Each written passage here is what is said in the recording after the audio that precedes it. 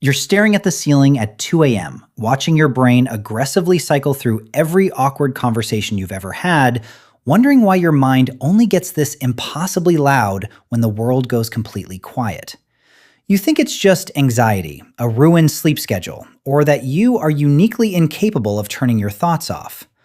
But what if that late night panic isn't a flaw in your psychological wiring, but the exact mechanism that kept your ancestors alive?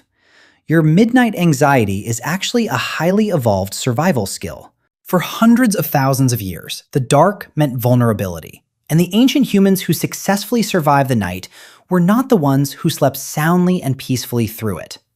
In psychology, this phenomenon is explained through evolutionary mismatch theory, the concept that our brains are still running prehistoric, survival-based software in a modern, completely safe environment. When the lights go out in your room, the deepest parts of your nervous system do not inherently know that you are locked inside a secure building with temperature control and zero predators. Without visual confirmation of your surroundings, your primal brain assumes you are lying completely unprotected in the open wild, and it deliberately floods your system with cortisol and adrenaline to ensure you stay alert enough to protect yourself. You aren't broken. Your body is simply trying to solve a prehistoric problem in a modern bedroom. Anthropologists spent years intensely studying the sleep patterns of modern hunter-gatherer tribes to understand how our ancestors lived. And they noticed something remarkably strange about how groups sleep in the wild. They discovered that out of a typical group of 30 people, there was almost never a single moment in the night where everyone was deeply asleep at the exact same time. Someone's biological clock always naturally woke them up to scan the perimeter for threats. So what does this mean for you?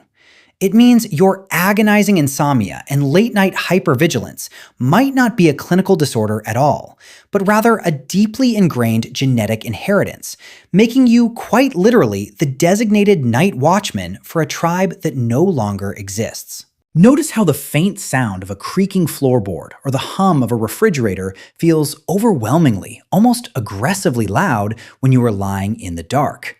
Neuroscientists have documented that when visual input drops out, your brain artificially amplifies your auditory cortex, forcefully turning up the internal volume on your hearing to aggressively compensate for what your eyes cannot see. So what does this mean for you? It intimately explains why you jolt awake at the slightest shift in the house. Your brain is actively and desperately searching the silent environment for the rhythmic sound of approaching footsteps, keeping your nervous system balanced on an exhausting hair trigger. But it's not just physical threats your brain is desperately searching for. It is heavily focused on social ones. Brain imaging shows that in the quiet isolation of the night, a neurological web called the default mode network activates, specifically pulling up vivid, visceral memories of social rejection, embarrassing mistakes, or unresolved conflicts.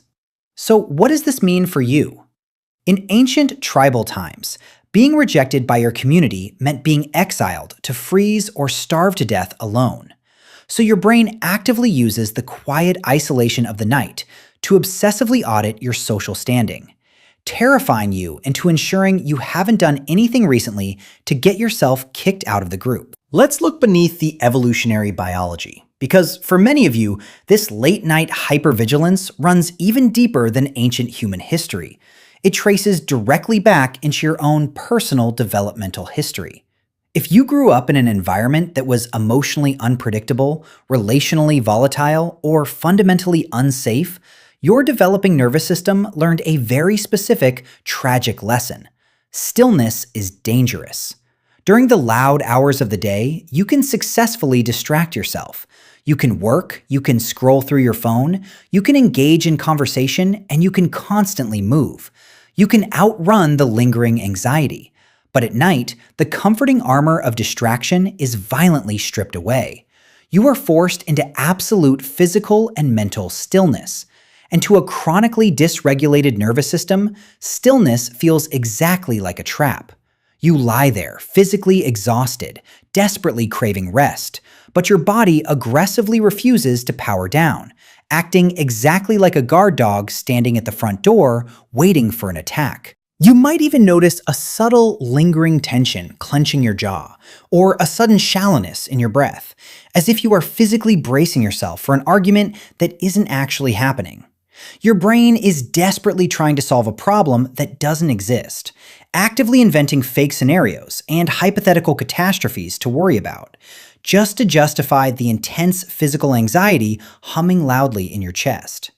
You are not actually afraid of the dark. You are profoundly afraid of the unprotected, unstructured emotional space that the dark creates, because it is the only time the repressed feelings from your past are finally loud enough to reach you.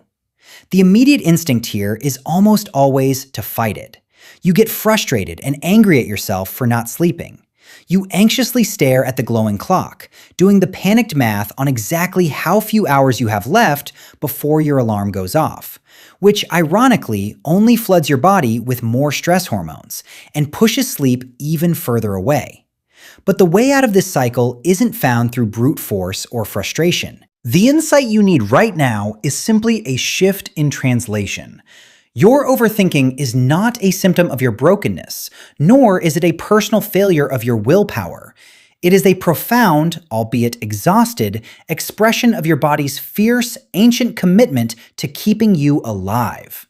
Instead of lying in the dark, passionately hating your brain and treating it like an annoying enemy that refuses to shut up, recognize it as an overzealous, deeply loving protector. It is a guard dog barking fiercely at the wind to keep you safe. You do not scream at a loyal dog to make it stop protecting you.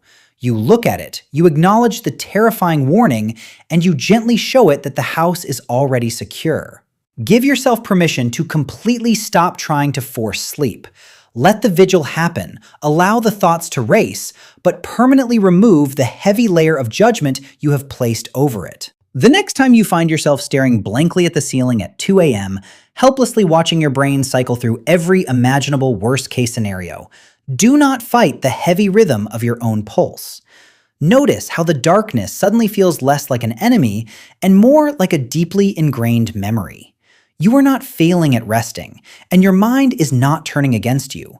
You are experiencing the brilliant, lingering echo of an ancient survival instinct, a primal alarm system that successfully kept your ancestors breathing through the longest, coldest, and most dangerous nights of human history.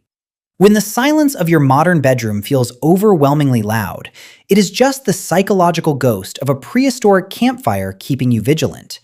Your ancestors only survived the wild because of the exact same fiercely overactive mind that is currently keeping you awake. Every anxious thought, every sudden jolt of adrenaline, and every hyperfixation is a biological love letter from generations of humans who refused to let their guard down so that you could eventually exist. You are sitting at the very end of an unbroken lineage of dedicated night watchmen. But the ancient threat is finally gone. The doors are locked, the environment is entirely secure, and your long watch is over. Are you willing to finally thank your mind for keeping you so fiercely safe and simply let it rest?